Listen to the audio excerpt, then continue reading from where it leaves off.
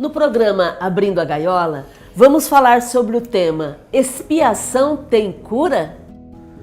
Então, esse é um tema que você deve refletir, porque pode ser que você esteja passando por uma expiação, né, Márcia? Ou tenha alguém, amigo, amiga, querida sua, que esteja passando por expiação. Ou também para entender como funcionam as leis naturais, né? Porque tudo começa pelas leis naturais geradas por Deus, a inteligência suprema do universo. Esse tema está no capítulo 5 de O Evangelho segundo o Espiritismo, chamado Bem-aventurados os aflitos. E é uma fala que está nos Evangelhos, está em São Mateus e em São Lucas, onde está escrito assim: Bem-aventurados os que choram, pois que serão consolados. Bem-aventurados os famintos e sequiosos de justiça, pois que serão saciados. Bem-aventurados os que sofrem perseguição pela justiça, pois que é deles o reino dos céus. Isso está em Mateus. Bem-aventurados vós que sois pobres, porque vosso é o reino dos céus. Bem-aventurados vós que agora tendes fome, porque sereis saciados. Ditosos sois vós que agora chorais, porque rireis. Está em São Lucas. E aí São Lucas ainda continua: mas ai de vós ricos, que tendes no mundo a vossa consolação. Ai de vós que estáis saciados, porque tereis fome. Ai de vós que agora rides, porque sereis constrangidos a gemer e a chorar.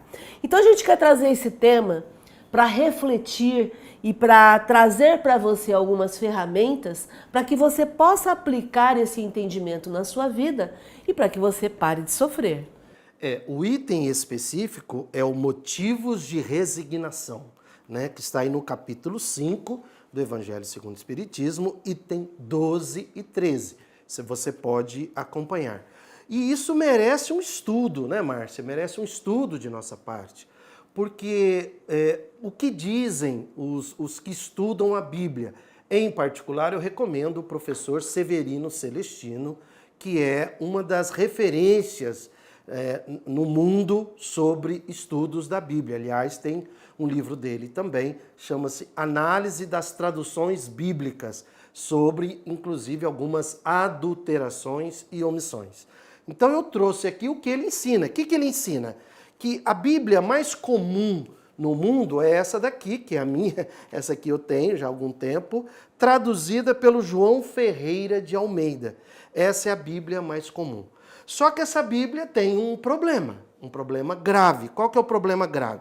João Ferreira de Almeida era um português do século XVII que em 1630, 1640, criticava muito as traduções bíblicas que haviam então pela igreja, onde, como ele estudava alguns originais, né, porque não existem originais, vamos dizer assim, ele criticava. Até que a igreja, então, que fez? O convidou para ele traduzir a Bíblia. E aí surgiu um problema maior. Por quê? João Ferreira de Almeida, no começo, ficou um pouco assim cismado, né? Mas como? A igreja quer que eu traduza? Ok. João Ferreira de Almeida, então, traduziu a Bíblia inteirinha. E aí ela foi publicada.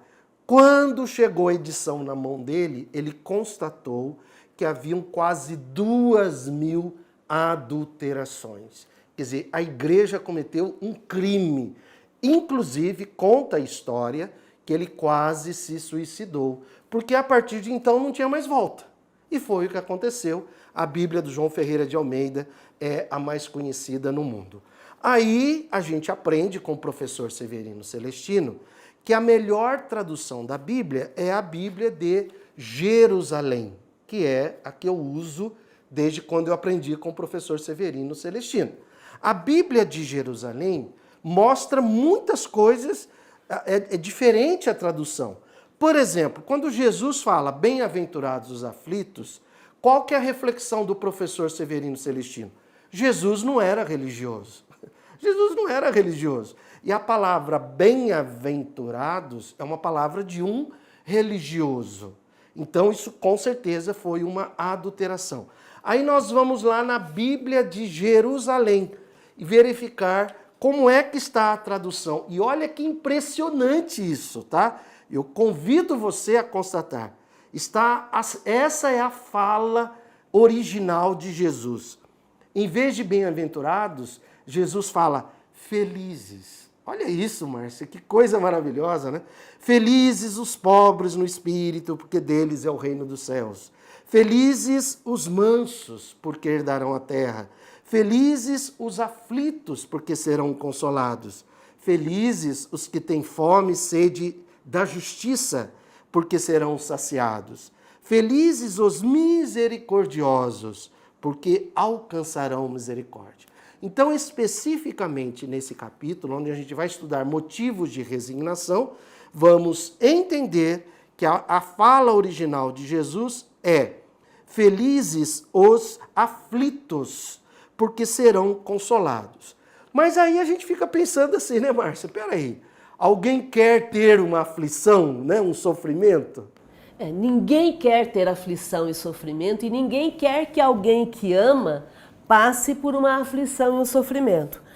Porém, nós vivemos na Terra, e a Terra é um mundo muito atrasado em termos de progresso, em termos de desenvolvimento moral.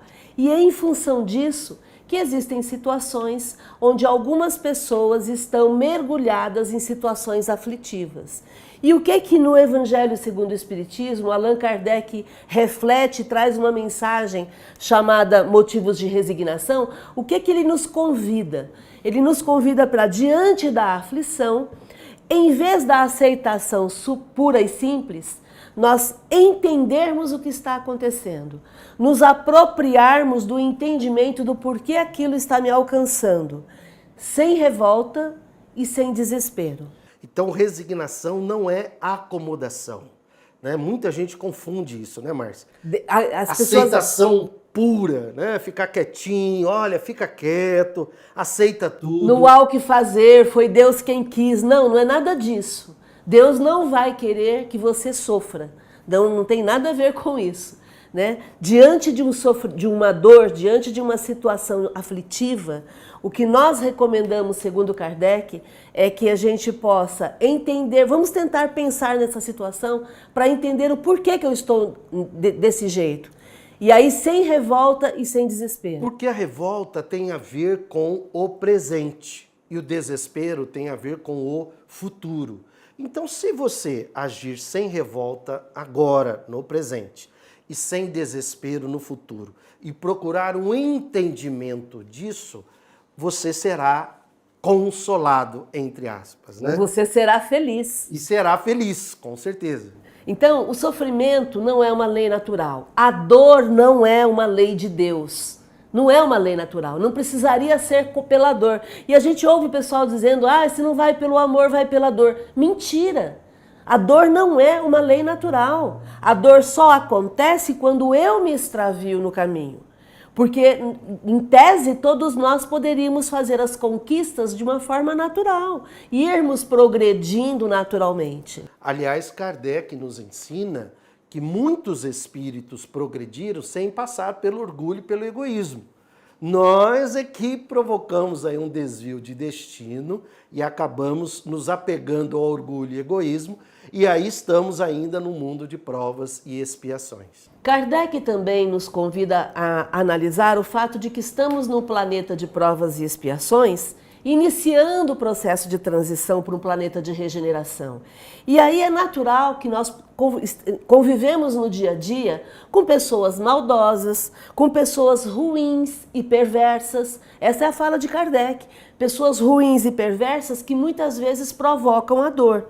E isso vai gerar um sofrimento.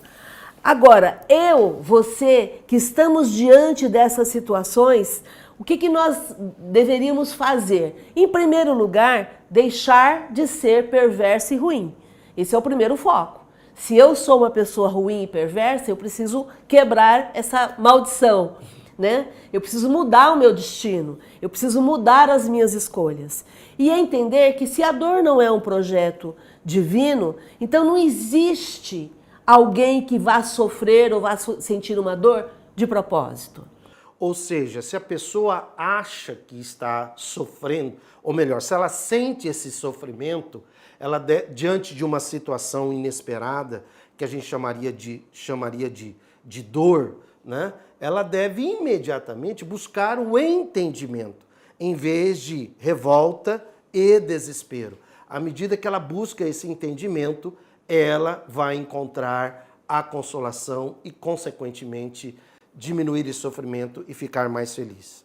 Então vamos estudar um caso de expiação, por exemplo. Uma pessoa que a pessoa vai nascer cega, uma pessoa que nasceu cega.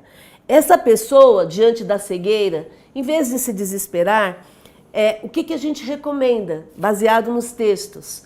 Entender o porquê que isso aconteceu com ela. Procurar entender qual é a situação em que ela se encontra.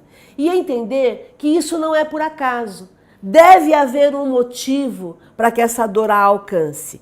Em vez de se revoltar, entender, aprender, crescer e mudar.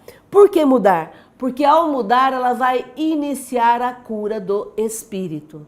E aí, nesse entendimento, porque quando essa palavra pessoas ruins e pessoas perversas são palavras de Kardec, ele que usa esse termo. Ah, mas o mal existe? Não, o mal não existe. Existem pessoas ruins e perversas. No entanto, por exemplo, diante da cegueira, ninguém quer nascer cego, né? Mas qual pode ser a causa? Pode ser uma expiação, pode ser inclusive uma missão, né? Espíritos escolhem, às vezes, nascer em determinadas situações para servirem, muitas vezes, de exemplo aos que estão ali junto deles. Lembrando que toda expiação é uma prova, né? Mas nem toda prova é uma expiação. E vamos combinar que nenhum de nós aqui é santinho, né? Todos nós fizemos escolhas infelizes no passado. E exatamente por isso é que nós muitas vezes passamos por situações de dor aqui na Terra, por escolhas infelizes que fizemos no passado. E aí, lá no Céu e o Inferno, no livro O Céu e o Inferno, quando Kardec vai falar do Código Penal da Vida Futura, nos parágrafos 16 e 17, Kardec coloca pra gente o fato de que, para que eu possa corrigir uma escolha infeliz do passado, um erro, eu necessito de 3 passos: arrependimento, expiação e reparação. O arrependimento é o primeiro passo. É quando eu me dou conta que eu não devia ter feito aquela escolha. A expiação são os sofrimentos físicos ou morais consequentes da falta cometida. Então, muitas vezes a dor que eu estou passando hoje é uma consequência física de uma escolha infeliz lá atrás. Essa expiação é uma prova que acontece na Terra. Está na pergunta 998 de O Livro dos Espíritos. A expiação é como um sofrimento moral que acontece no mundo espiritual. E aí o sofrimento físico vai acontecer aqui na Terra. Quer dizer, essa dor física acontece aqui no mundo material. O sofrimento moral acontece no mundo espiritual. Então, exemplo, né, de escolhas infelizes. Eu posso pôr a mão no fogo? Posso. Eu devo pôr a mão no fogo? Não, por quê? Porque vai queimar a mão. Ao queimar a mão, vai gerar uma dor física. Isso é o que a gente chamaria de expiação. Aí, se eu me arrependo, né, eu já vou evitar essa escolha no futuro. Mas se eu não me arrependo, corro o risco de continuar, né, e de continuar se queimando. Se queimando. Lembrando, né, Márcia, que nós estamos falando de situações em que aquela dor não é uma missão, é uma expiação, né? É o que a gente está falando da cura da expiação. Quanto antes eu lidar com a dor sem revolta e sem desespero, quanto antes eu aprender com aquela situação, eu crescer com aquela situação e eu mudar o meu comportamento, mais rapidamente eu vou corrigir as escolhas infelizes do passado. Então, diante da dor, a minha atitude vai determinar a minha altitude. Explica melhor isso aí, né? Porque a atitude vai te levar para onde você quer. Esse é o ponto. Eu penso, eu sinto e eu ajo. correto? Sim, então a sua atitude vai levar às alturas ou não, né? A sua altitude. E a minha postura agiliza a minha cura. Como que é isso, Márcia? Então, por exemplo, a gente tem hoje a situação de pesquisas com célula-tronco. Então, muitas pessoas nascem com uma expiação física, o corpo tem alguma doença, mas hoje em dia nós temos pesquisas que intensificam o processo de tratamento e o processo de cura. Agora, se eu tenho uma mentalidade focada apenas na vitimização, de que Deus não olha para mim, tudo para mim dá errado, eu posso até utilizar uma parte da ciência que me possibilite a reabilitação ou a cura, mas não vai funcionar comigo. Por quê? Porque a minha atitude está impedindo o meu crescimento e a cura da minha expiação. E aí tem uma reflexão muito boa que poderia ser motivo de um outro programa, que é quando a pessoa tem essa crença de possibilidade de libertação, porque todos nós produzimos células-tronco.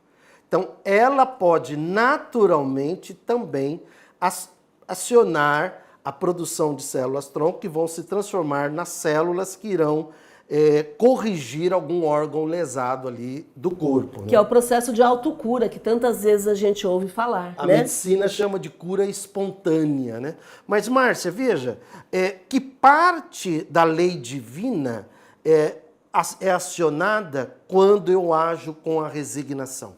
Então, a justiça, ela já funciona naturalmente. Então, Deus é infinitamente justo e misericordioso, é isso que a gente sabe, né? Pela justiça, quando eu cometo alguma escolha infeliz no passado, existe a necessidade de reparação. Isso é fato, né? Então, muitas situações acontecem e a gente vê a justiça divina sendo colocada em ação. Para a reparação acontecer, é necessário que antes aconteça o arrependimento e a expiação. Então, quando é que a gente vê que Deus está agindo a nosso favor, né? A lei natural. A lei natural de Deus está agindo a nosso favor. Como a justiça já funciona naturalmente, a gente percebe a atuação de Deus quando vem a misericórdia. Olha que coisa linda isso. Porque Deus é infinitamente justo e misericordioso. Os dois atributos de Deus, eles vêm juntos. Por que eles vêm juntos? Porque se Deus fosse só justo, poderia ser cruel. Mas como ele é misericordioso, aí a bondade divina nos abraça. E se ele fosse só misericordioso, poderia ser injusto, né? Injusto, poderia ser bobo, né? Então, a misericórdia, ela oferece a oportunidade da pessoa reencarnar, passando por uma dor, reparar, corrigir o passado, desde que a pessoa haja com resignação. Então, o que é a resignação que a gente falou lá no começo? É entender o que está acontecendo, livre da revolta e livre do desespero. Entendendo que existe um motivo para aquilo estar acontecendo e que eu vou corrigir aquilo para nunca mais precisar passar por aquela situação. Então, o propósito de Kardec nesse item, motivos de resignação, é ensinar a cada um de nós que ao acionar a resignação, você está também acessando a misericórdia divina.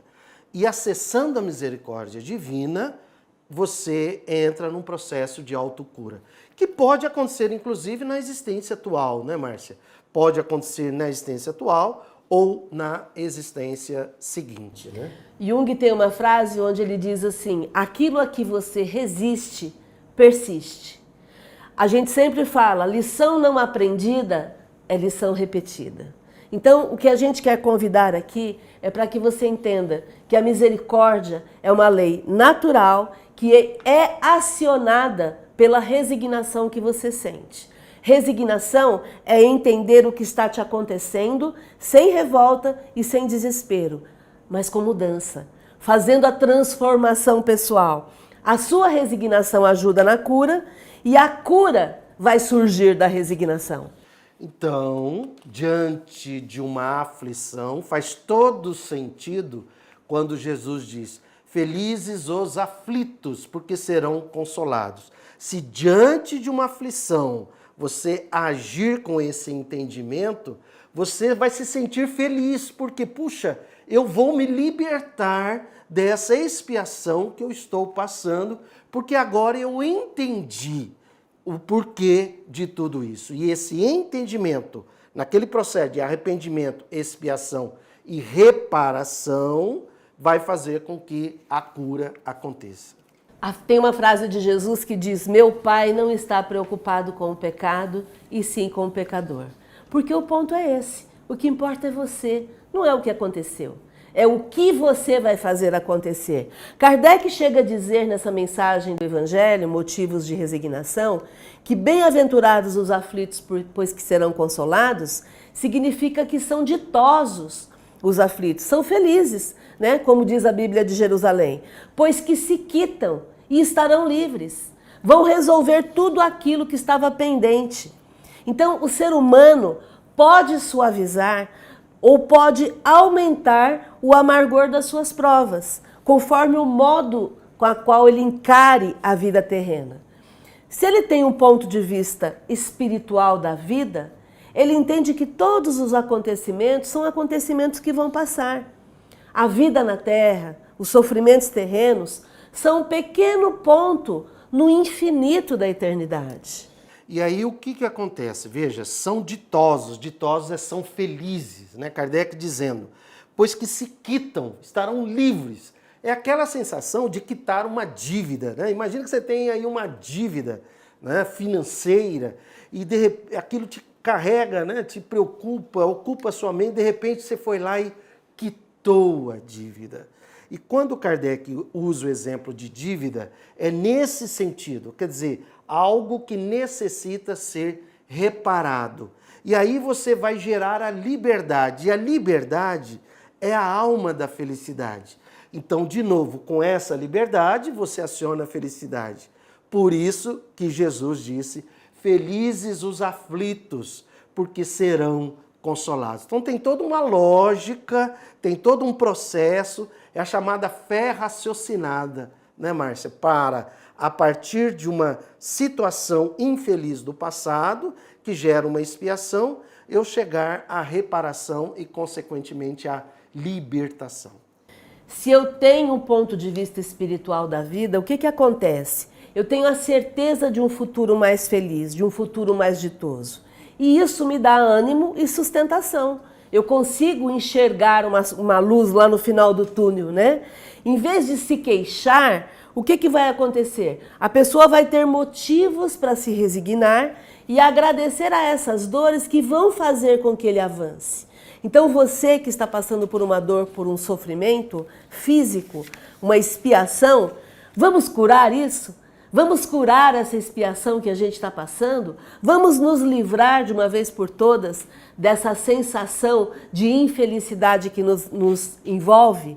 Porque se eu tenho só o ponto de vista físico da vida, eu vou achar que esse sofrimento é interminável, eu vou achar que essa dor é insuportável, eu vou achar que tudo isso está acontecendo porque Deus se esqueceu de mim, Deus está me oprimindo, e aí eu vou trazer a angústia para a minha vida.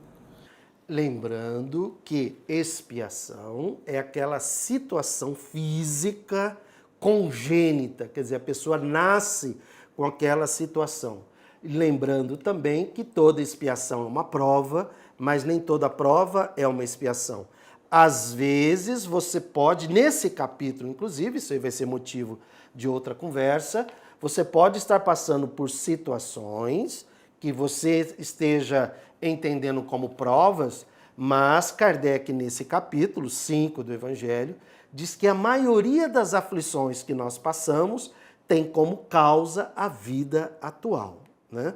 São por escolhas infelizes dessa própria existência. Então, isso que deve ficar assim, bem nítido, né, na nossa existência. Existe cura para a expiação?